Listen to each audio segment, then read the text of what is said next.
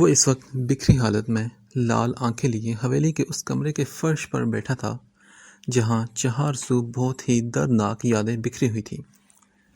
Be جان کی آخری رسومات ادا کر دی گئی تھی۔ فجر کی دل دوست چیخوں سے پوری حویلی گونج اٹھی تھی۔ جو سسکیوں سے سکون پہنچاتی تھی انہی آہوں نے آج اس کے دل کا خون خون کیا تھا۔ سب نے اسے تسلی دی تھی مگر اس وقت وہ چاہتا تھا کہ اکیلا رہے۔ سینے میں جیسے غم کے طوفان سے اٹھے تھے۔ ماں کے چلے جانے کے بعد ایک وہی تو مہربان وجود تھا جس سے ماں کی خوشبو آتی تھی۔ تبھی جبران، سوہم اور ایشان روم میں داخل ہوئے۔ وہ زیادہ دیر تک اسے اکیلا نہیں چھوڑنا چاہتے تھے۔ اندر آتے ہوئے سوہم نے ایش کے کندھے پر ہاتھ رکھا تو وہ بلبلا اٹھا۔ سوہم چونکا، ایشان کے چہرے کا رنگ اڑا اور اسے اپنی سنگین غلطی کا احساس ہوا۔ سوہم نے اسے بازو سے تھام کر دروازے میں ہی روکا تھا اور غور سے اسے دیکھا۔ ایشان کو اس گرین مانسٹر کی گھوری سے جھرجھری آئی۔ سوہم کی آنکھیں ایکس رے نما تھی۔ وہ بولا، آف کورس بھائی، میں بالکل ٹھیک ہوں، مجھے کیا ہونا ہے؟ وہ حتی الامکان اپنا لہجہ نارمل کرتے ہوئے بولا، اور روشی بیوی کا دیا زخم چھپا گیا، نہیں تو اس گرین مانسٹر سے کچھ بعید نہ تھی کہ ایشان کا جینا حرام کر دیتا یا روشی بیوی سے دور کرنے کے لیے اسے بلیک روم میں ہی پھینک دیتا۔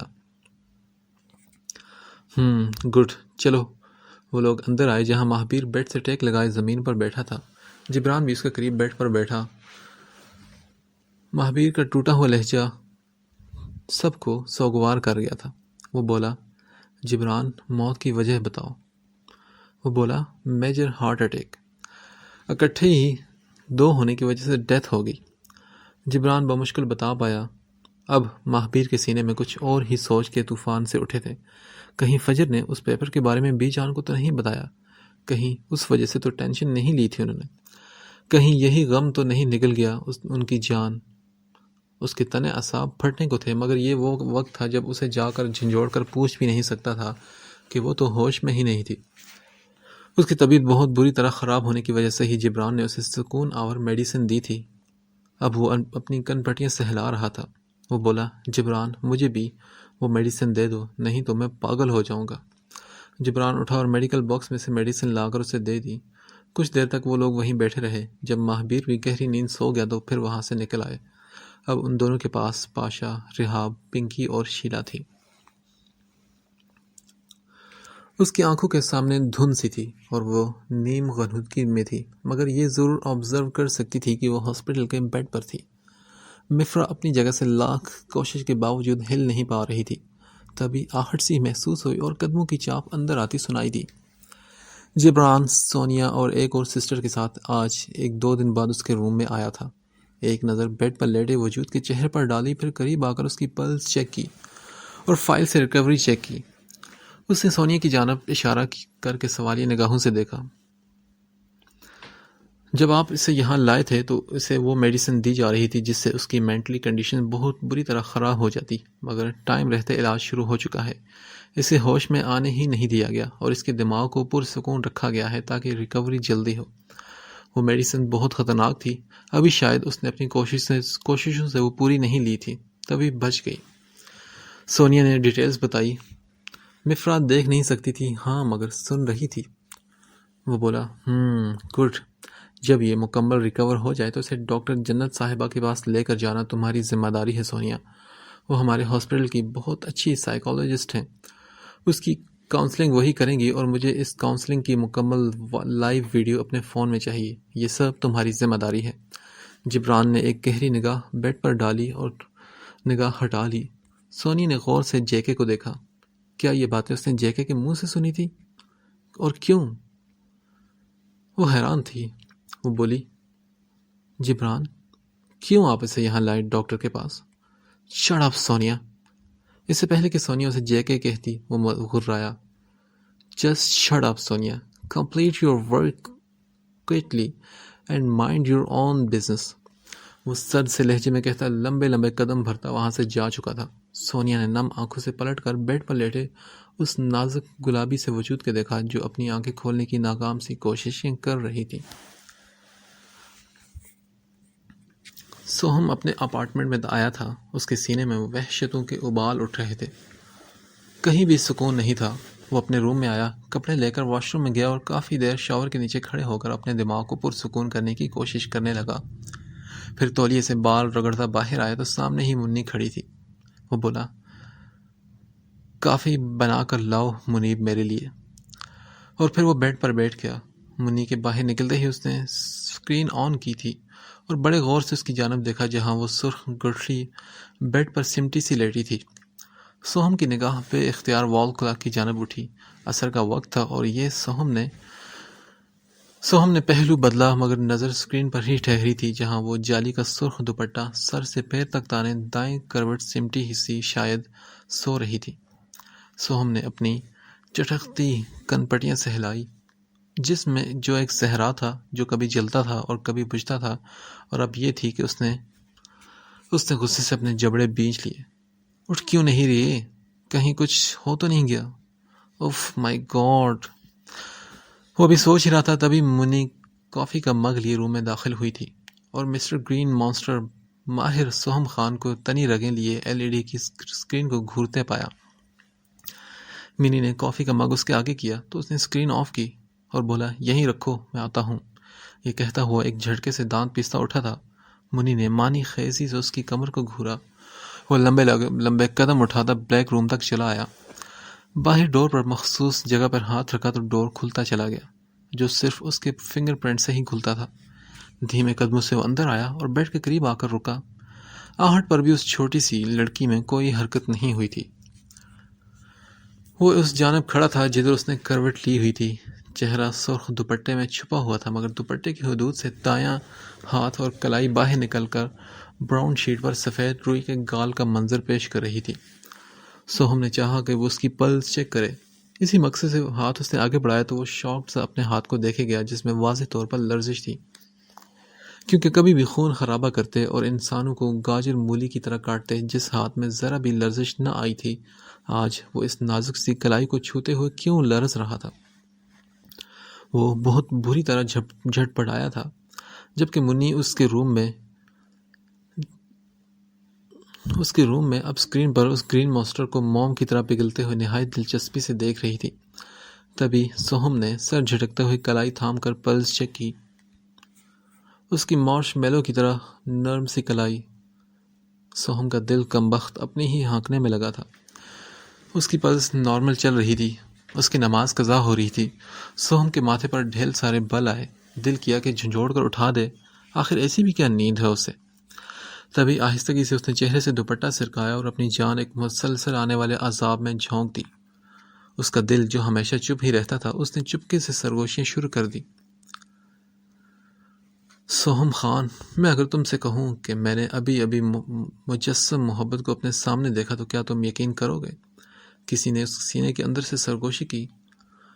محبوب کے جمال کی کیا تعریف کروں کہ وہ تو آنکھ کی بینائی کی رسائی سے بھی ماورا ہے۔ اے میرے محبوب، تیرے دیدار کا پیمان لیے جیسے ہی میں عشق کے سمندر میں اترتا ہوں، سمندر کا جوش بھی میرے جنون کے آگے ہار جاتا ہے اور میرے دیدار کرنے کی پیاس اور بڑھ جاتی ہے۔ سوہم اپنی جگہ پر بالکل ساکت اس کا غزالی چہرہ دیکھے جا رہا تھا۔ شاید اس کی نظروں کے ارتکاز کی حدت کا اعجاز تھا کہ وہ بری طرح کسمسائی۔ سوہم گڑبڑایا اور فوراً سے پہلے وہاں سے نکلتا چلا گیا۔ سلائڈنگ ڈور کے بند ہونے کی آواز پر وہ گڑبڑا کر اٹھی تھی، مگر روم میں کوئی نہیں تھا۔ اس نازک سی جان کو ڈر لگا، اگر کوئی ہوتا تو، اگر کوئی آ جاتا تو۔ اف! وہ پریشان ہو کر اٹھی اور وضو کرنے کے لیے واش روم بھاگ گئی۔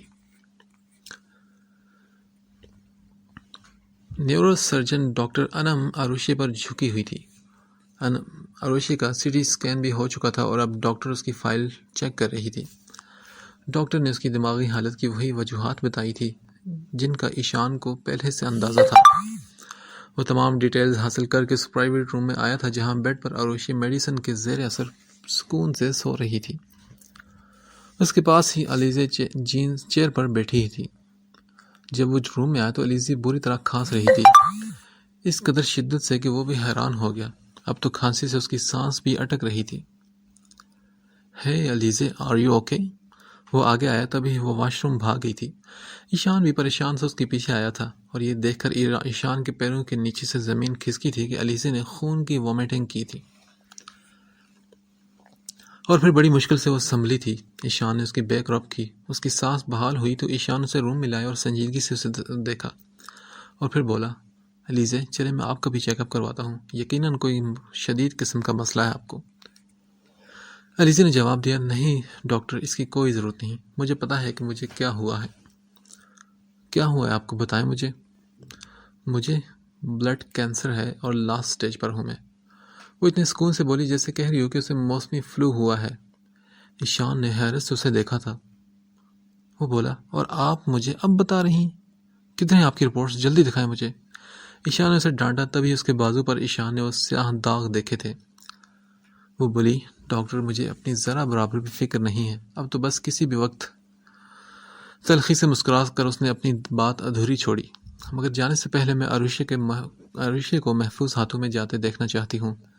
ڈاکٹر کیا آپ ذمہ داری اٹھائیں گے عروشے کی؟ کیا آپ نکاح کریں گے اس سے؟ میں جانتی ہوں کہ میں کافی خود غرض ہو رہی ہوں، مگر مجھے اس کے علاوہ کوئی اور راستہ نظر نہیں آتا۔ یہ کہہ کر علیزے بلک بلک کر رو پڑی تھی۔ ایشان بولا، اگر میں کہوں کہ ہاں میں بھی ایسا ہی چاہتا ہوں آپ کے کہنے سے پہلے ہی تو؟ علیزے نے اس کی بات سن کر اپنی رگو پے میں سکون اترتا محسوس کیا۔ 3 دن سے وہ اس سر سے سفید خالی کمرے میں نظر بند تھی۔ پورے کمرے میں صرف ایک سنگل بیڈ اور ایک ٹیبل پر پڑا واز۔ رواحہ تو یہ بھی نہیں جانتی تھی کہ آخر وہ کس کی قید میں ہے۔ 3 وقت کھانا اسے دیوار میں نصب 1 فٹ لمبے چوڑے دراز ماحول سے دے دیا جاتا تھا۔ ایک سبز آنکھوں والے درندہ صفت آدمی کو دیکھ کر جو انسانوں کو گاجر مولی کی طرح کاٹ رہا تھا، بے ہوش ہونے کے بعد اسے کچھ پتہ نہیں تھی کہ وہ یہاں کب اور کیسے پہنچی تھی۔ 3 دن سے اسی بیہودہ سرخ لباس میں، اب تو اسے اپنے آپ سے بھی گھن آنے لگی تھی۔ وہ اٹیچ واش روم میں جا کر فریش ہوئی تو کئی مرتبہ ہوئی تھی، مگر اس لباس میں نماز پڑھتے ہوئے خود سے بھی نظر نہ ملا پاتی تھی، اور وہ جو سبز سرد بے تاثر آنکھیں اسکرین پر جمائے کرسی سے ٹیک لگائے بیٹھا کافی کے گرم اور تلخ گھونٹ اپنے اندر انڈھیل رہا تھا، 3 دن سے فرصت کے لمحات میں یہی شغل فرما رہا تھا اسے دیکھنے کا۔ وہ یہ بھی نہیں جانتا تھا کہ وہ یہ کیوں کر رہا ہے۔ اس کی نظریں اسکرین پر تھیں، تبھی وہ بے اختیار گڑبڑایا تھا، کیونکہ ادھر محترمہ دوپٹہ اتار کر سائڈ پر رکھتی اب اپنا سرخ پاؤں تک پہنا اپر اتار رہی تھی۔ اس نے جھٹکے سے اٹھ کر وہ اسکرین سوئچ آف کی تھی۔ پاگل، اسٹوپڈ، ایڈیٹ، بدتمیز لڑکی، سوہم نے اسے دل ہی دل میں ڈانٹا۔ پیچھے سے منی سکون سے بولی، سوہم اسے مت ڈانٹو، اس بیچاری کے فرشتوں کو بھی نہیں پتا کہ کوئی اسے اتنی فرصت سے دیکھتے ہی جا رہا ہے۔ اس کی آواز سن کر اس سے وہ پریشان ہوا، لیکن فوراً ہی اس نے خود کو سنبھال لیا اور بولا، تم یہاں کیا کر رہے ہو منی؟ میں بھی چیک کرنے آئی تھی کہ یہ میش میلو جیسی لڑکی ایسا کیا مشکوک کر رہی ہے جو اس پر نظر رکھنی پڑ رہی ہے سوہم خان کو، اور وہ بھی بلیک روم میں۔ منی نے آگے بڑھ کر اسکرین آن کی، جسے دیکھ کر سوہم ٹھٹک گیا اور فوراً سے پہلے منہ پر رومال باندھے بلیک روم کی جانب لپکا تھا۔ اب تو رو رو کر اس کی آنکھیں بھی خوش ہونے لگی تھی، مگر اسے لگتا تھا کہ کوئی ہے جو کہیں سے اسے دیکھ رہا ہے۔ اس کے دماغ میں فوراً جھماکا سا ہوا۔ اس نے دوپٹہ اتار کر سائڈ پر رکھا اور جالی دار سرخ اپر جو پہنا تھا اس کے بازو چوڑی دار تھے، مجبوراً وہ بھی اتارنا پڑا، مگر لمبے سیاہ بال کمر سے نیچے تک اور دونوں طرف سے آگے جھول رہے تھے۔ اس نے دوپٹہ اپنے گر لپیٹا، ٹیبل کے پاس آ کر واز زمین پر دے مارا۔ اس نے ایک نوکیلا ٹکڑا ہاتھ میں لیا تھا واز کا، وہی زمین پر گھٹنوں کے بل بیٹھ کر وہ نوکیلا ٹکڑا اپنی کلائی پر رکھا تھا۔ وہ حرام موت نہیں مرنا چاہتی تھی، مگر آنکھیں زور سے بند کر کے اب اس نے اپنی کلائی پر دباؤ ڈال ہی دیا۔ تبھی دھاڑ سے دیوار میں نصب سلائڈنگ ڈور جھٹکے سے ایک سائڈ پر ہوا تھا۔ روح کا یہ آواز سن کر دل اچھل کر حلق میں آ گیا۔ بجلی کسی تیزی سے آنے والے انسان نے طوفان بنے اس کے پیٹ کے گرد بازو لپیٹ کر اسے جھٹکے سے دیوار سے پن کیا تھا۔ اس کی دائیں بائیں دیوار پر ہاتھ رکھے اور بولا، What the hell is this? What was you trying to do? اس رومال بندے سبز آنکھوں والے درندے کو اپنے اتنے قریب دیکھ کر رواحہ کا چہرہ خوف کے مارے سفید پڑ چکا تھا۔ اپنا حشر سوچ کر اس کی زبان تالو سے چپک گئی اور اس نے بہت زور سے آنکھیں بند. وہ اس سحر زدہ سے لمحوں میں جکڑا پتھر کا بن چکا تھا. بس اس کی آنکھیں تھی جو معصوم چہرے کا طواف کر رہی تھی. اس کی رگیں تن چکی تھی. اپنی ہی کیفیت پر وہ جھنجھلایا اور بولا، کوشش بھی مت کرنا. مرنے کا اتنا ہی شوق ہے تو مجھے بتاؤ، تمہاری مشکل آسان کر دیتا ہوں. وہ دانت پیستا اسکیلپل نکال کر اس کی گلے پر مگر الٹا رخ رکھ چکا تھا. گلے پر ٹھنڈا سا کچھ محسوس ہونے پر اس نے گھنیری پلکوں کی جھالریں اٹھا کر سامنے دیکھا تو حلق خشک ہو گیا. نہیں، چھوڑ دو مجھے. وہ زور زور سے نفی میں سر ہلاتی جانے کیا کہنا چاہتی تھی. نازک سے ہاتھوں سے اسے پرے دھکیل کر بھاگنے کی معصوم اور چھوٹی سی کوشش کی. سوہم خان نے تل ملا کر اسے بازو سے تھام کر اپنی جانب کھینچا تھا. غم سے نڈھال، دکھوں کی ماری، اپنے ہی شوہر کی دھتکاری، اپنے بیڈ پر گھٹنوں کے گرد بازو لپیٹے بیٹھی وہ کسی غیر مرئی نقطے کو گھور رہی تھی. آج 10 دن ہو چکے تھے بی جان کو گئے ہوئے اور اس کی حالت میں 19-20 کا بھی سدھار نہیں آیا تھا.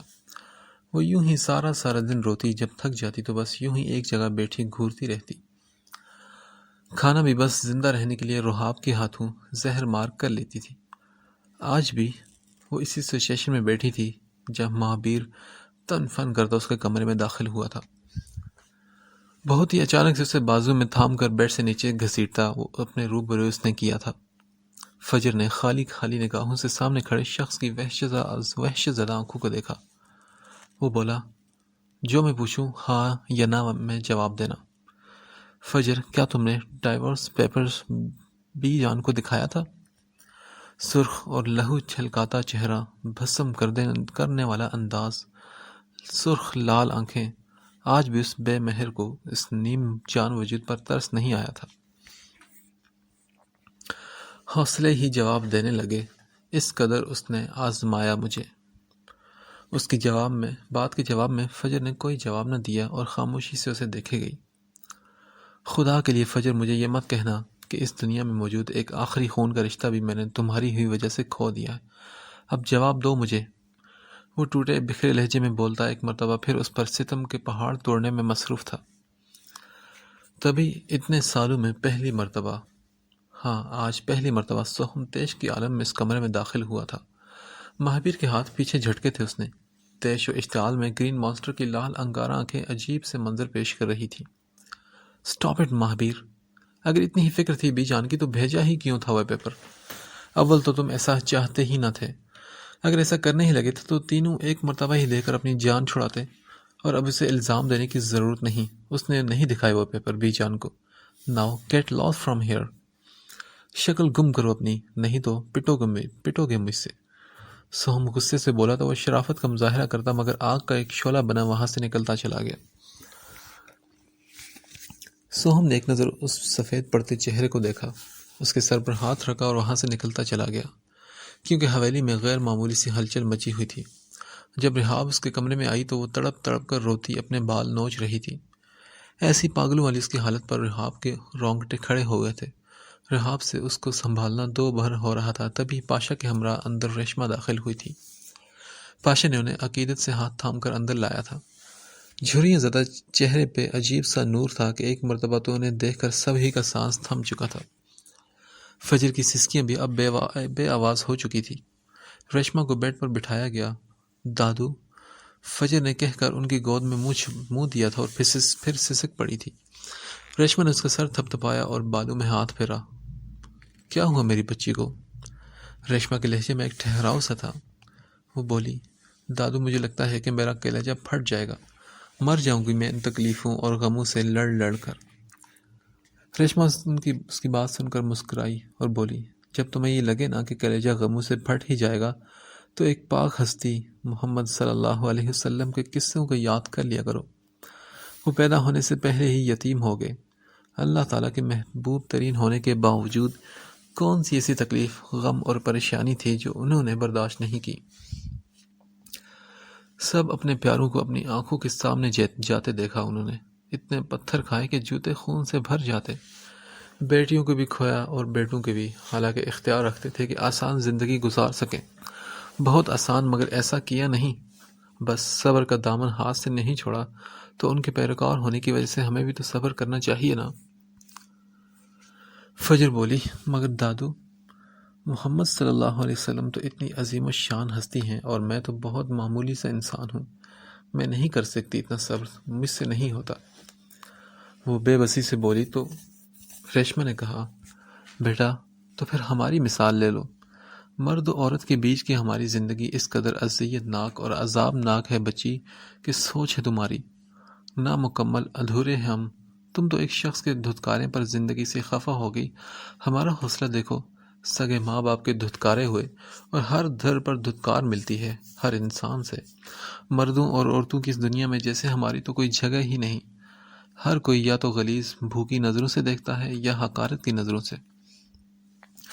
مگر پھر بھی شکر الحمدللہ، صدقے جاؤں اس پروردگار کے کہ جس نے زندگی دی، جسمانی معذوری نہیں دی، اپنی عبادت کے لیے پیدا کیا اور انسانیت کی خدمت کرنے کا موقع دیا۔ دنیا نہ صحیح، آخرت تو ملے گی۔ ریشما کے لہجے میں عجیب سا سکون اور ٹھہراؤ تھا۔ فجر اب طوفان کے گزر جانے کے بعد کی طرح شانت تھی، بالکل پرسکون،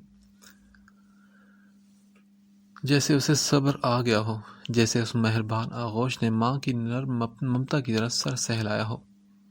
وہ بولی، دادو اب آپ جیسے کہیں گی میں ویسے ہی کروں گی، اب ان کی نفرت کو میرے صبر کا سامنا کرنا پڑے گا۔ آخری بات دل میں بول کر اس نے سکون سے آنکھیں بند کی تھی۔ جلد ہی وہ اتنے دنوں کے بعد بغیر میڈیسن لیے گہری نیند پرسکون سوئی تھی۔ رحاب اور پاشا اسے دیکھنے دوبارہ کمرے میں داخل ہوئے تو اسے دیکھ کر مسکرا کر چلے گئے۔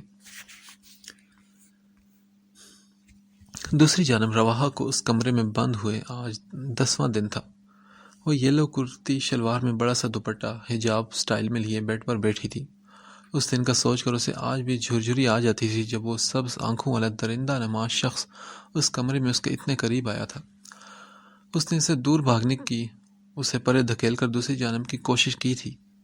رواحہ پھر اپنا توازن برقرار نہ رکھ سکی تھی، تبھی واپس آ کر پھر اس خوفناک شخص کے چوڑے چٹانی سینے سے ٹکرائی تھی۔ تبھی وہ شدید خوف زدہ ہوئی تھی کہ اب کیا آزمائش آنے والی ہے اس پر۔ اس نے بے تحاشا خوف زدہ ہرنی کی طرح سہم کر اس کی جانب دیکھا تھا جو اب پھر دیوار سے پن کیے اسے دیوار پر دائیں بائیں ہاتھ رکھ کے محویت سے دیکھنے میں مصروف تھا۔ رواحہ نے اپنے ہونٹوں پر ہاتھ رکھ کر اپنی چیخیں دبانے کی کوشش کی تھی کیونکہ اس کا دوپٹہ بھی اس گرین مانسٹر کی قدم بوسی میں مصروف تھا، مگر آنسو نے روئی روانی سے گال بھگوئے تھے۔ تبھی رومال کے پیچھے وہ سبز آنکھیں بھی بے چین ہوئی تھی، اسی لیے وہ پیچھے ہٹتا چلا گیا۔ الٹے قدموں چلتا وہ ڈورتا گیا مگر ایک پل کے لیے بھی اس سے نگاہ نہیں ہٹائی تھی۔ تبھی وہ کمرے سے نکلتا چلا گیا اور دروازہ بند ہو گیا۔ اس کے جانے کے بعد رواحہ کی جان میں جان آئی تھی، اس کے ہونے سے تو سینے میں سانس ہی اٹک گئی تھی۔ اسی دن ایک خواجہ سرا اندر آئی تھی، رواحہ سے بیٹھ کر اس نے باتیں کی اور کپڑے دے کر چلی گئی تھی، اور آج کافی دن ہو گئے تھے اسے یہاں رہتے، وہ فی الحال یہاں محفوظ تھی، اس کے لیے یہی کافی تھا۔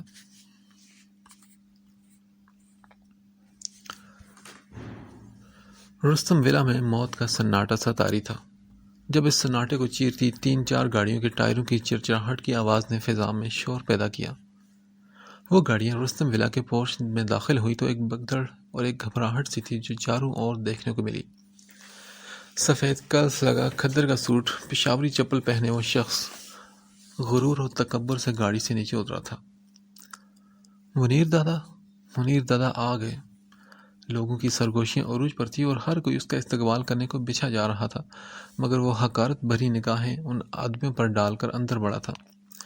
پورے ویلا میں آج ہیبت سی طاری تھی۔ وہ شخص اندر کوریڈور سے گزرتا ایک شاندار کمرے کے باہر آ کر رکا تھا جس کے باہر 2 گارڈ کھڑے تھے۔ دادا، رستم دادا نے منع کیا ہے کہ کوئی اندر نہ آئے، گارڈ ڈرتے ڈرتے بولا تو منیر دادا نے جواب میں اس کے سر پر اپنی گن نکال کر رکھی۔ اس کی روح فنا ہوئی اور وہ ڈر کر پیچھے کھسکتا چلا گیا۔ منیر پھر اندر داخل ہوا جہاں رستم خود کو شراب کے نشے میں ڈبو رہا تھا۔ اس کا بکھرا حلیہ، بڑی ہوئی شیو، لال آنکھیں، اسے دیکھ کر آنے والے کے ماتھے پر ڈھیروں بل آئے تھے۔ وہ بولا، یہ کیا حال بنا رکھا ہے اپنا تم نے چھوٹے، ہر کام ادھورا چھوڑ رکھا ہے، یہ کیا عورتوں کی طرح حجرے میں بند بیٹھے ہو تم رستم؟ رستم بولا، مجھے چندہ چاہیے بھائی، نہیں تو میں مار لوں گا خود کو۔ اس سے پہلے کہ رستم کو مزید قوالیاں سننے کو ملتی، اس نے اپنا مسئلہ بتایا اور دانت پیسے۔ خوب، بہت خوب۔ ایک عرصہ لگا ہمیں لوگوں کے دلوں میں اپنا ڈر اور ہیبت بٹھانے میں۔ انسانوں کو چیونٹی کی طرح جوتوں کے نیچے ہم نے روندا، اور تم رستم دادا، منیر دادا کے بھائی ہو کر ایک دل بھر کی چھوکری کو قابو نہیں کر سکے۔ ڈوب مرو تم رستم، یا چوڑیاں پہن لو۔ اتنی ہی آگ لگی تھی تو اٹھا لاتے کوٹھے سے۔ اس دوسری چھوکری کے تو گھر تک گھس گئے تھے، ادھر کیا ہوا؟ رستم بولا، وہ رانی بھائی سالی بچ کہیں کی، اس کی وہ منہ دکھائی کی رسم، وہ اصول، اور میں وہ ٹوٹے پھوٹے الفاظ میں بولنے لگا تو منیر بولا، اب تو ڈوب ہی مرو تم سو کالڈ رستم دادا۔ نام ڈبول دیا تم نے منیر دادا کا بھی۔ جانتے نہیں کہ یہ اصول، یہ پابندیاں معمولی انسانوں کے لیے ہیں، ہمارے لیے نہیں۔ زیادہ چوچا کرتی تو گولی مار دیتے اس رانی کو بھی۔ اب عاشق بنے آہے بھر رہے ہو۔ بھائی مجھے وہ چاہیے، بچپن سے لے کر آج تک میں نے جو چیز کی خواہش کی آپ نے مجھے لا کر دی۔ میں پورا پنجاب چھان چکا ہوں مگر وہ مجھے کہیں نہیں مل رہی۔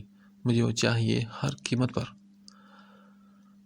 رستم بند کرو اپنا یہ تماشا، سمجھے اور پوری بات بتاؤ مجھے۔ پھر رستم نے ساری بات بتائی اور بولا کہ میرے آدمی کو اس جلاد سوہم خان نے مار ڈالا اور دھمکی دی ہے اور کہا ہے کہ مجھے کہے کہ میری معشوقہ جلاد کے پاس ہے، اگر مرد کے بچے ہو تو لے جاؤ۔ رستم نے نظریں چرا کر کہا، مگر جلاد سوہم خان کے نام پر سامنے والا بھی بری طرح چونک گیا۔ اے رستم، کیا کہہ رہے ہو تم؟ سوہم خان تو مر چکا ہے۔ ہاں، وہ کیا جلاد بھول گئے تم شاید کہ کیسے ہم نے انہیں کونوں کھدروں سے نکال کر مارا تھا،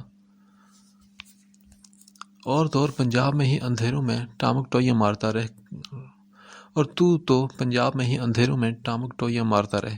گدے کی اولاد، وہ تیرے باپ کراچی میں ہے۔ منیر دادا غصے سے بول رہا تھا، اس کے منہ سے جھاگ اڑ رہی تھی۔ پھر دونوں بھائی سر جوڑے مکروہ اور غلیظ قسم کا کوئی پلان بنانے لگے تھے۔ شہر کی مشہور سڑک پر ہیلتھ منسٹر کی گاڑی رواں دواں تھی۔ تبھی ان کی گاڑی سگنل پر رکی تو اس گاڑی کے لیفٹ اور رائٹ پیچھے 3 اور گاڑیاں آ رکی۔ سگنل سے ایک بچہ منسٹر کی گاڑی کے قریب آیا تھا اور ڈرائیور کو اپنی ٹوکری میں سے کھانے کی چیزیں بیچنے پر اصرار کرنے لگا، مگر کوئی نہیں جانتا تھا کہ اس بچے نے نمکو کے پیکٹ کے ساتھ بڑی صفائی سے اس ڈرائیور کو گن بھی پکڑائی تھی، جس نے چہرے پر ماسک لگا رکھا تھا۔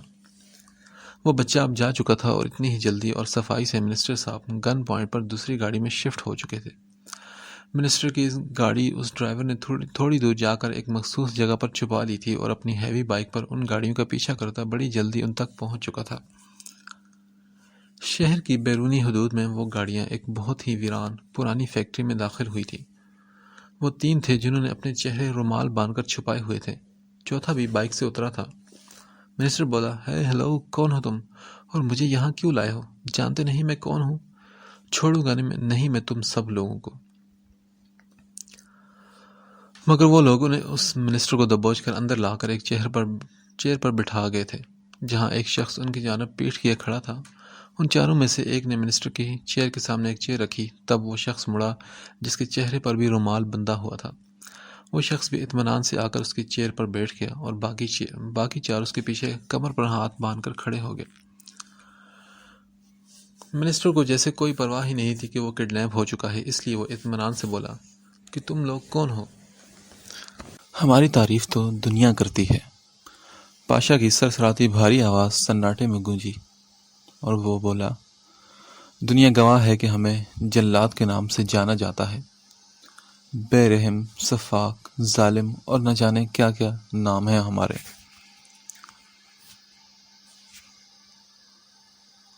اب ان 5 کی دائیں ہاتھوں کی انگلیوں میں ایک ہی سٹائل میں اسکیلپل گھومتے دیکھ کر منسٹر کے ماتھے پر پسینے کی ننھی ننھی بوندیں ابھری تھی۔ اور کون نہیں جانتا تھا ان جلادوں کو، ان سے تو ڈرنا بنتا تھا۔ پاشا نے ہاتھ سے اشارہ کیا تو جیکے نے آگے بڑھ کر ایک ٹیبل پر رکھے لیپ ٹاپ کو آن کر کے اس میں کچھ ویڈیوز ریکارڈنگز آن کر دی اور پیچھے ہٹ گیا۔ اب صورتحال کچھ یوں تھی کہ مختلف سرکاری، غیر سرکاری اور نیم سرکاری ہاسپٹلز کی وہ ویڈیوز دیکھ کر منسٹر کی کاٹو تو بدن میں لہو نہیں والا حساب تھا، اسے جیسے سانپ سونگھ گیا تھا۔ تو منسٹر جی، یقیناً یہ جو آپ کی ناک کے نیچے مچھلی بازار کھلا ہوا ہے نا، آپ انجان تو نہیں ہوں گے اس سے؟ اگر انجان ہے تو اب تو آپ کو معلوم ہو چکا ہے۔ مجھے امید ہے کہ فوراً کوئی سٹیپ لیں گے آپ۔ اگر جانتے بوجھتے یہ سب ہو رہا ہے تو پہلی اور آخری وارننگ اور ایک اور موقع دے رہا ہوں یہ غلطیاں سدھارنے کا۔ بعد میں بس جلاد کی انصاف کی عدالت میں سزائے موت ملتی ہے۔ تم لوگ ایسا کچھ نہیں کر سکتے۔ ہو کون تم لوگ آخر؟ اور ہوتے کون ہو سزائے موت کی دھمکی دینے والے؟ وہ جلاد تو ختم ہو چکے ہیں، تو تم لوگ کون ہو؟ منسٹر کی زبان پھسلی اور جانتے بوجھتے وہ انجان بنا۔ جیسے کہ ابھی کہا کہ جلاد ہوتے ہیں ہم، اور جو ختم ہو چکے ہیں ان میں سے ایک ہوں میں، اور یہ جو پیچھے کھڑے ہیں انہیں میں نے ہی تیار کیا ہے، اور یقین کرو کہ ان کا کام کرنے کا اپنا ہی طریقہ ہے۔ یہ مارتے پہلے ہیں اور ڈیٹیلز بعد میں نکالتے ہیں کہ بندہ سچ میں گناہ گار تھا بھی کہ نہیں۔ فاشا نے اطمینان سے کہا، آخری وارننگ منسٹر، ٹھیک کرو یہ سسٹم، نہیں تو کہیں گے کہ نہیں رہو گے۔ یہ کہہ کر پاشا سیٹ سے اٹھا تھا، تب منسٹر کو اپنی گردن پر سوئی چھپتی سے محسوس ہوئی۔ اس کے بعد اس کی آنکھ اپنی گاڑی میں اسے ٹریفک سگنل پر ہی کھلی تھی جہاں سے وہ غائب کیا گیا تھا۔ 10 دن رحاب مما اس کے پاس رکی تھی، پھر جب وہ جانے لگے تو اسے بھی ساتھ آنے کو کہا، مگر اس نے صاف انکار کر دیا۔ شیلا نے جانے کس کے کہنے پر اس کے پاس رکنے کی ضد کی، مگر اس نے کسی کی بھی نہیں سنی اور سب کو واپس بھیج دیا۔ وہ اپنا صبر آزمانا چاہتی تھی، مگر شاید بھول گئی تھی کہ صبر کرنا الگ بات ہے اور بہادر بننا الگ۔ آج ہی رات کے اس پہر 11 بجے پوری حویلی اندھیروں میں ڈوبی ہوئی تھی۔ چاروں اور سناٹا اور قبرستان جیسی ویرانی تھی۔ جھینگروں کی دل دوز آوازیں الگ ہی منظر پیش کر رہی تھی، اور فجر اپنے کمرے میں نیچے کارپیٹ پر بیڈ سے ٹیک لگائے، گھٹنے فولڈ کر کے ان کے گرد بازو فولڈ کیے بیٹھی بے تحاشا ڈری ہوئی تھی۔ بے شک گیٹ پر گارڈز موجود تھے، مگر وہ اس کے کسی کام کے نہیں تھے۔ خوف اور دہشت اس کی رگوں میں سرایت کر رہا تھا۔ بار بار نگاہ ٹیبل پر پڑے بی جان کے فون پر ٹھہر رہی تھی، پھر خود سے تک ہار کر لرزتے ہاتھوں سے اس نے فون اٹھایا اور اس شفاق اور بے مہر کا نمبر ڈائل کیا۔ مہابیر جو کہ اپنے روم میں تھا، بے چینی اور بے قراری اس کی حد سے سوا تھی، اور غصہ بھی سوا نیزے کو چھو رہا تھا۔ اس نے سب کو حویلی سے روانہ کر دیا تھا، حالانکہ بی جان نے کئی مرتبہ باتوں ہی باتوں میں اسے بتایا تھا کہ وہ نازک دل والی لڑکی اکیلی اور تنہا رہ ہی نہیں سکتی، اور اگر کبھی ایسا ہوا بھی تو وہ مر جائے گی۔ اب وہ بیڈ پر پاؤں نیچے لٹکا کر بیٹھا بری طرح پاؤں جھلا رہا تھا۔ مجھے کیا ہے، مرے یا جیے۔ کیوں بھیجا شیلا کو حویلی سے؟ کہہ کر بھی آیا تھا کہ وہ وہیں رہے گی۔ اس نے اپنی چٹختی کنپھٹیاں سہلائی، مگر دل ہنوز سینے سے سر پٹخے ہی جا رہا تھا، اور ایک ہی نام کا ورد کیا جا رہا تھا، اور اس دل سے تو وہ صدا کا بیزار اور تنگ تھا۔ ابھی اور جلتا اور کڑتا کہ فون بجا۔ بجلی کی تیزی سے اس نے فون اٹھایا تھا، مگر اس سائڈ پہ ایشان تھا، جس نے آج کے متعلق چند ضروری باتیں پوچھی اور فون رکھ دیا۔ وہ بال مٹھی میں جکڑتا پیچھے بیڈ پر گرا تھا۔ کیا عذاب تھا جو دل نے اس پر مسلط کر رکھا تھا۔ فون دوبارہ بجا۔ اب بھی اس نے فون اٹھانے میں بہت تیزی کی تھی۔ بی جان کالنگ دیکھ کر دل کی دھڑکن بے ترتیب ہوئی، اور آدھی بیل پر ہی اس نے کال ریسیو کر لی۔ فون کان کو لگایا اور الفاظ منہ میں ہی دم توڑ گئے۔ ادھر دوسری جانب بھی گہری خاموشی اور سکوت تھا۔ چند لمحے اس نے اپنی سانسوں کی زیر و بم مہابیر کو سنائی تھی۔ ادھر فجر نے کال ملائی جو آدھی ہی بیل پر ریسیو کر لی گئی۔ جب وہ سامنے سے کچھ نہیں بولا تو اسے اپنی سنگین غلطی کا احساس ہوا، تو فون کٹ کر کے سینے سے لگایا اور بلک بلک کر رو دی، اور پھر اپنے پروردگار سے ہم کلام ہوئی تھی کہ میرے پروردگار، ہے سمندر میں دریا اتارنے والے، میرے دل سے اس شخص کو اتار دے۔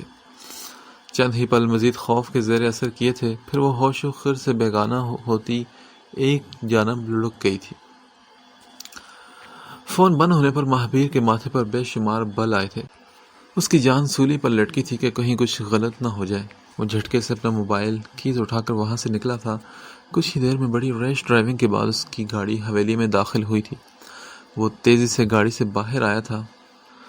ہر طرف سناٹے کا راج تھا، اس کا رخ سیدھا اس کے کمرے کی جانب تھا۔ اگر اب وہ وائٹ پیلس جانے سے انکار کرتی ہے تو یقیناً مہابیر اسے اٹھا کر لے کر جانے والا تھا، مگر جب وہ کمرے میں داخل ہوا تو اس کے ہوش اڑے ہوئے تھے۔ "This girl will kill me someday." وہ دانت پیسا اس کی جانب لپکا تھا۔ "فجر ہے یو، کیا ہوا تمہیں؟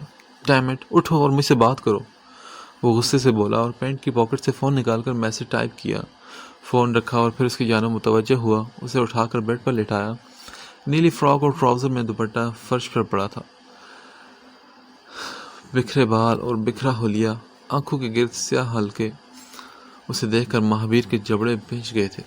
ایک مرتبہ پھر اس نے گال تھپتھپائے۔ "ہے اٹھو فجر." انتظار کے لمحے بہت طویل اور اذیت ناک تھے مگر گزر ہی گئے۔ تبھی باہر جبران کی گاڑی پارک ہونے کی آواز آئی تھی۔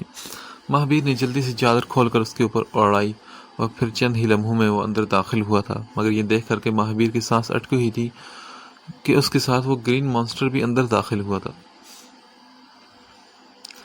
"What happened? Now what did you do? You'll be like to tell." سوہم نے اسے پوچھا، جو اب فجر کا سر گود میں رکھے بیٹھا تھا۔ جبران نے فجر کا چیک اپ کیا اور آتے ساتھ ہی مہابیر کو گرین مانسٹر سے پھلجھڑیاں سننے کو ملی تھی۔ اسے تو آگ لگ گئی۔ "میں نے کیا کیا؟ میں نے کچھ نہیں کیا بھائی، یہ خود ہی 1.5 سیانی ہے، ضدی چڑیل کہیں کی۔ جب نہیں رہا جاتا اکیلے تو کیوں حویلی سے روانہ کر دیا سب کو، تاکہ خود آتما بن کر حویلی میں بھٹکتی پھرے؟ پھر رہا بھی نہیں گیا، جب میں آیا تو پہلے سے ہی بے ہوش تھی۔ میں نے کچھ نہیں کیا." وہ اتنی وقت کی خوف سے جھنجھلا کر بولا تو جبران بھی ہلکا سا مسکرا اٹھا، جبکہ سوہم نے اس کی جانب سے پیٹھ پھیر لی تھی۔ پھر جبران نے کہا کہ اس کا نروس بریک ڈاؤن ہوا ہے۔ یہ سن کر مہابیر بولا، "یہ ٹھیک تو ہے نا؟" مہابیر نے کہا تو سوہم ایک مرتبہ پھر اس کی جانب گھوما تھا۔ ہاں، تمہیں فرق پڑے گا اگر اسے کچھ ہو جائے تو؟ تم تو ہمیشہ سے اسے اس جرم کی سزا دیتے آئے ہو جو اس نے کبھی کیا ہی نہیں۔ اگر پرواہ نہیں تو مرنے دو اسے بھی۔ سوہم خان نے اسے کانٹوں پر گھسیٹا تو بولا، "بھائی پلیز۔" سوہم پھر خاموش ہو گیا تو جبران نے ٹریٹمنٹ شروع کر دی۔ اس نے فجر کو انجیکشن لگایا اور کچھ دیر بعد دوبارہ چیک کیا تو پلس نارمل چل رہی تھی۔ "اب یہ بالکل ٹھیک ہے، میں سکون آور انجیکشن لگا رہا ہوں، صبح تک بالکل ٹھیک ہو جائیں گی۔" یہ کہہ کر جبران نے اسے ایک اور انجیکشن لگایا اور بولا، "ہم اب چلتے ہیں۔" وہ دونوں جیسے آئے تھے وہاں سے ویسے ہی نکلتے چلے گئے۔ مہابیر نے ایک ٹھنڈی سانس بھری، بیڈ سے اٹھا کر کھڑکی تک گیا، سگریٹ سلگا کر لبوں میں دبائی۔ آج تک اسے ٹارچر کر کے وہ خود کب سکھی ہوا تھا۔ فضا میں سگریٹ کا دھواں چھوڑتا وہ دل و جان سے جل رہا تھا۔ پیچھے مڑ کر ایک گہری نگاہ اس نازک وجود کو دیکھا، سگریٹ بجھا کر کھڑکی کے باہر اچھالی اور کھڑکی بند کر دی۔ اپنی شرٹ اتار کر ایک سائڈ رکھی اور دھیمے قدموں سے چلتا ہوا بیڈ تک آیا۔ تسکین محبت کے بس 2 ہی طریقے تھے، یا دل نہ بنا ہوتا یا تم نہ بنے ہوتے۔ وہ اب نرمی سے اس کے پہلو میں نیم دراز ہوا تھا، کروٹ بدل کر اس پر حاوی ہوا، رگو جام میں ایک سرور اور فسون سا طاری ہوا تھا۔ تبھی اس نے جھک کر پھر اس کتاب چہرے کے ایک ایک نقش کو چوم لیا تھا، بے اختیار ہی گردن کے گرد لپٹایا تھا ہاتھ اپنے اور ان گداز لبوں کو اپنی پرتپش دہکتی گرفت میں لیا تھا۔ وہ یوں محبت کا جام پینے میں مصروف تھا جیسے برسوں کا پیاسا ہو اور میٹھے پانی سے لے کر میٹھے پانی والے کنویں پر جھکا ہوا ہو۔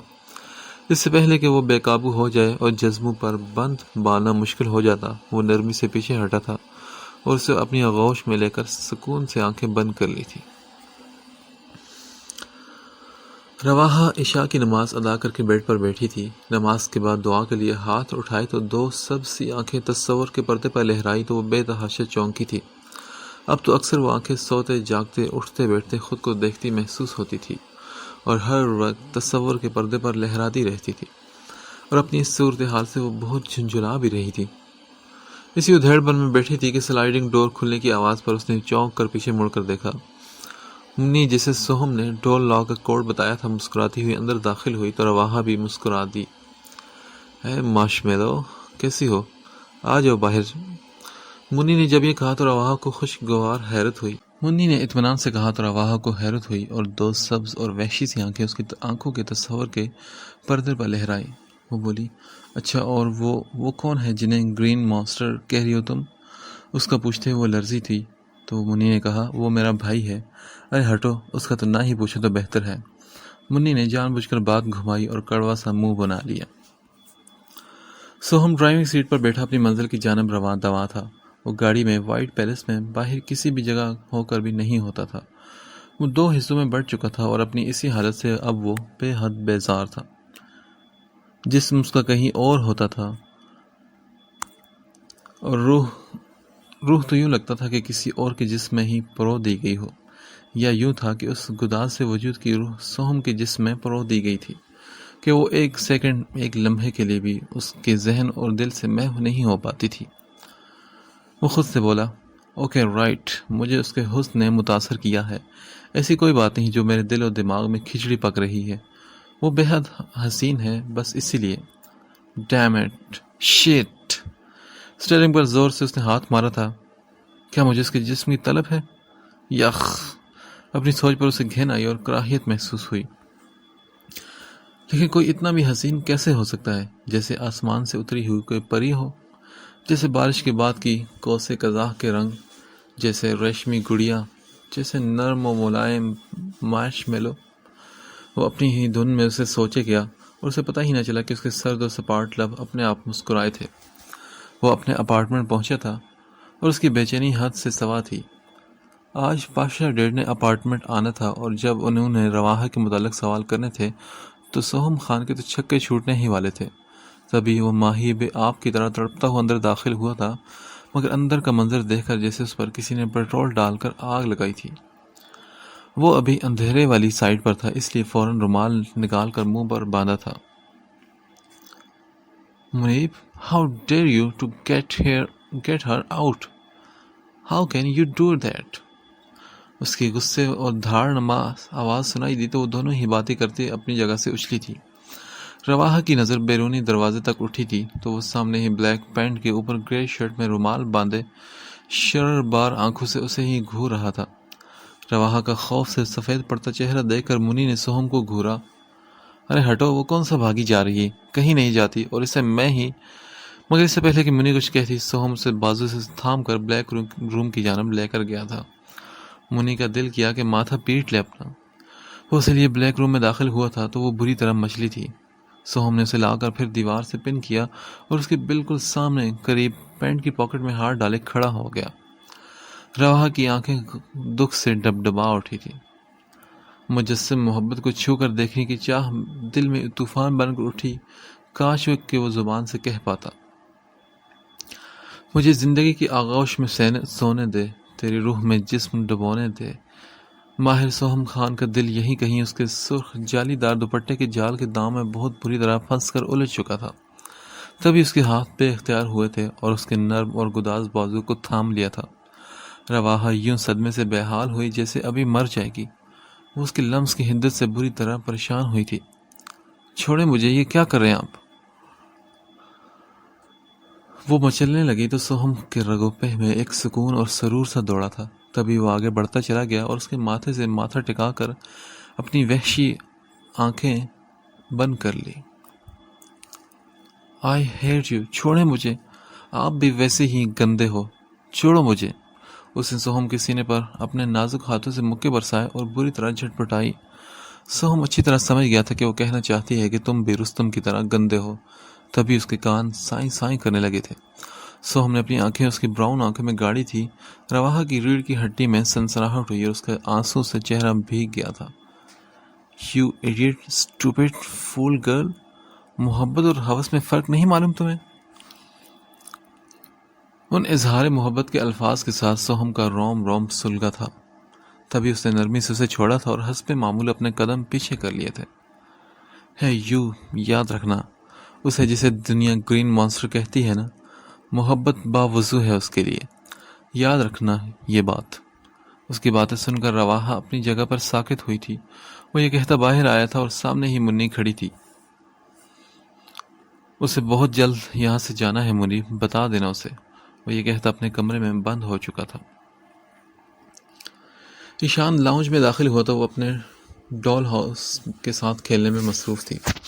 عروشی کے تمام ٹیسٹ کمپلیٹ ہو چکے تھے اور جب اسے ہوش آیا تو اس کی حالت بھی کافی بہتر تھی اور کچھ دنوں میں اس کی مکمل ٹریٹمنٹ سٹارٹ ہو چکی تھی۔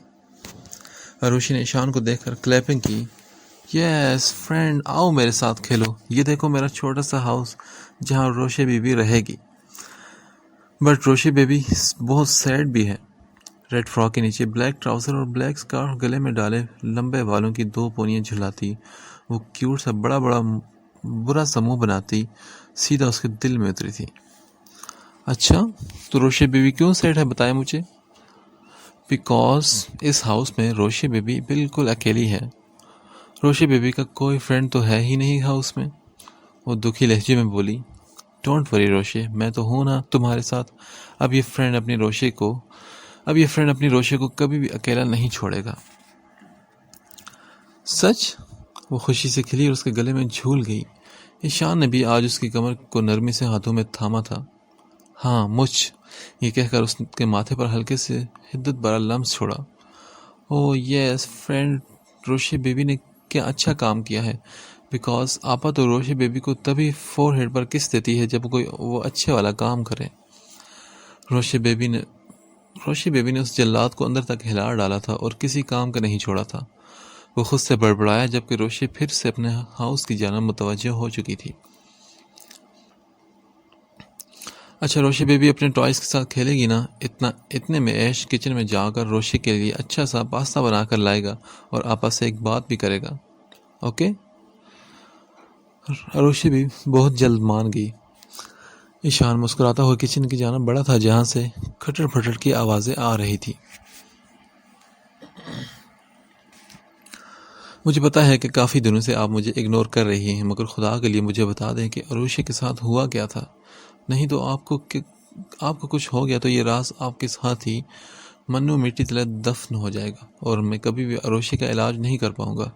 کیا آپ یہی چاہتی ہیں؟ ایشان کی سنجیدگی سے کہی بات پر علیزے کے ہاتھوں سے چائے کا مگ زمین پر گر کر چکنا چور ہوا تھا۔ ڈاکٹر جنت کے ذاتی کیبن میں مفرا اطمینان سے کونے والے صوفے پر بیٹھی ایک منٹ میں رنگ برنگی مچھلیوں کو دیکھ رہی تھی اور فنگر سے شیشہ بجا کر کبھی انہیں ایک سائڈ کر دیتی تو کبھی دوسری سائڈ۔ بڑا ہی دلچسپ شغل تھا یہ۔ سونیا سے یہاں چھوڑ کر جانے کہاں گئی تھی؟ سونیا سے بھی اچھی خاصی اس کی گہری دوستی ہو چکی تھی۔ وہ دماغی طور پر پوری طرح صحت یاب ہو چکی تھی مگر اس بات سے یکسر بے خبر تھی کہ اس کی کاؤنسلنگ کے دوران بتایا گیا ایک ایک لفظ اپنی زندگی کی کہانی لائیو ویڈیوز کے ذریعے مینوان کسی تک پہنچ کر اس کی دنیا تہ و بالا کر چکا ہے، اسے کانٹوں پر گھسیٹ چکا ہے اور اس کا چین اور سکون برباد کر چکا ہے۔ وہ اب سکون سے بیٹھی تھی، تبھی دروازہ کھلنے کی آواز پر پیچھے مڑ کر دیکھا۔ ڈاکٹر جنت کو اندر آتا دیکھ کر وہ محبت اور عقیدت سے مسکرائی تھی۔ کیسی ہے میری بچی؟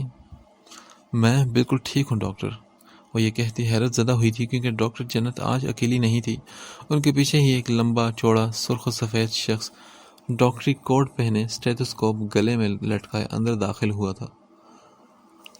وہ جو کیمل کلر سوٹ میں لاپرواہ سی بیٹھی تھی اب فوراً سے پہلے دوپٹہ سر پر لیا تھا۔ کیسی ہیں آپ مس مفرا؟ آنے والی کی بھاری آواز کمرے میں گونجی تو وہ بولی، میں بالکل ٹھیک ہوں۔ اس نے بھی دھیمے لہجے میں نگاہیں جھکاتے ہوئے جواب دیا۔ اسے عجیب سی بے چینی ہوئی تھی کہ آنے والے شخص نے ایک پل کے لیے بھی اس سے نگاہ نہیں ہٹائی تھی۔ مفرا، یہ ڈاکٹر جبران ہیں، بہت ہی اچھے ہارٹ سرجن ہیں۔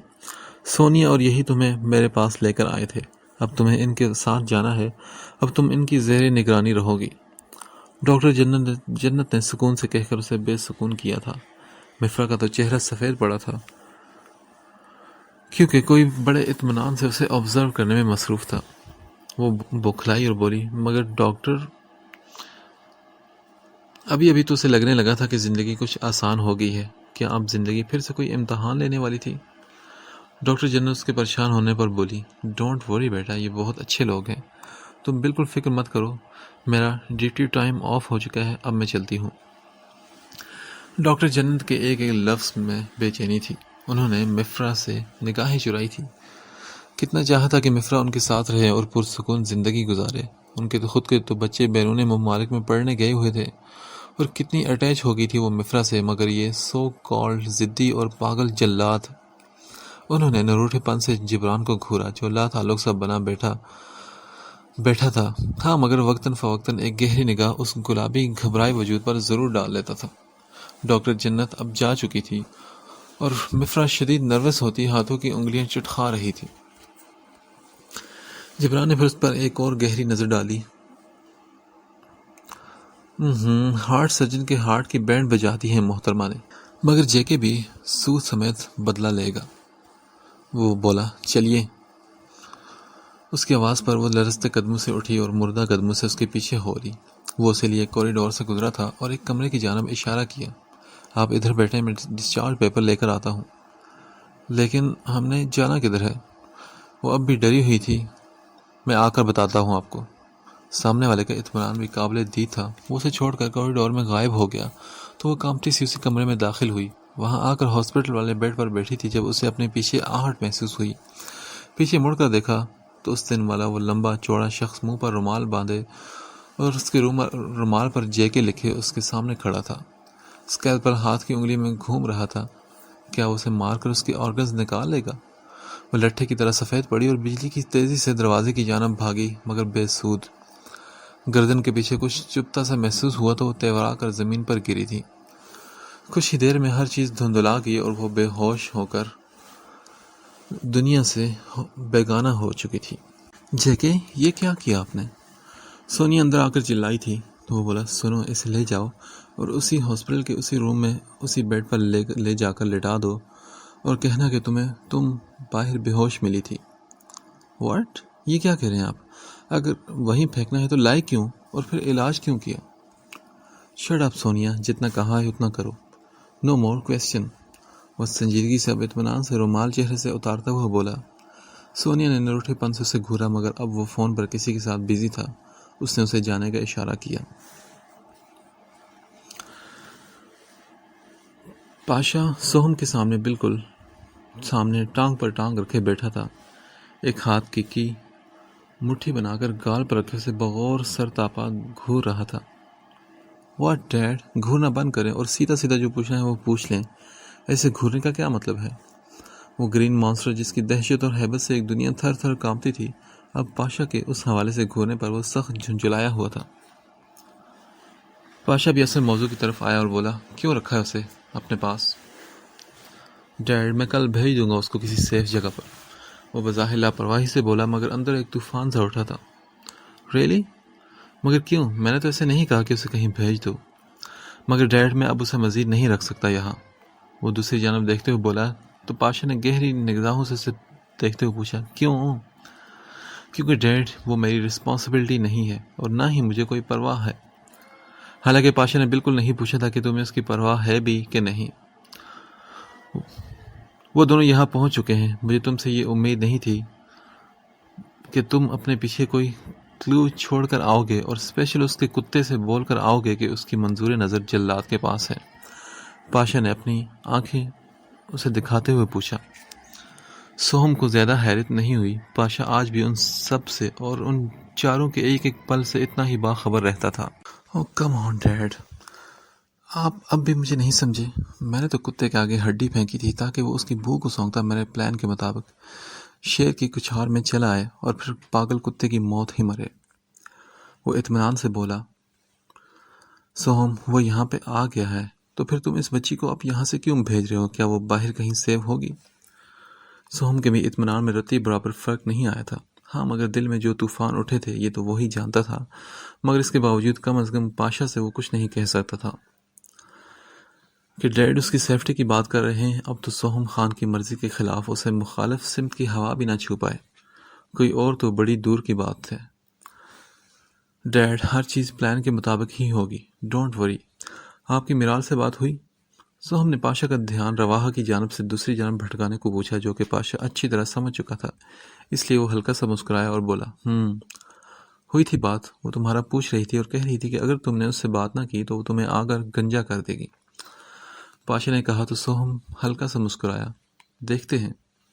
سوہم اب صوفے پر پاشا کے قریب بیٹھا تھا. اچھا کوئی اور بات جو تم مجھ سے شیئر کرنا چاہتے ہو؟ پاشا نے یہ کہا تو وہ بری طرح گڑبڑایا اور نظر بے اختیار ایل ای ڈی کی جانب اٹھی. نو ڈیڈ کوئی بات نہیں.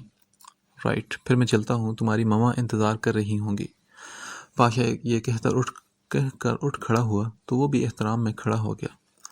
ویسے یار آپس کی بات ہے، جب کسی کو محبت ہو جائے اور عشق رگوں میں خون بن کر دوڑنے لگے تو محبوب کا عکس انسان کی آنکھوں میں دکھائی دینے لگتا ہے نا؟ پاشا نے رک کر اسے چھیڑتے ہوئے پوچھا، واٹ ڈیڈ، اب آپ نے میری نظر میں کیا دیکھ لیا ہے؟ میں نے تمہاری بات کب کی ہے؟ میں تو اپنی بات کر رہا تھا۔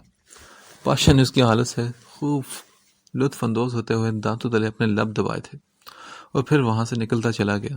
سوہم بھی جھنجھلا کر اندر اپنے روم میں آیا تھا۔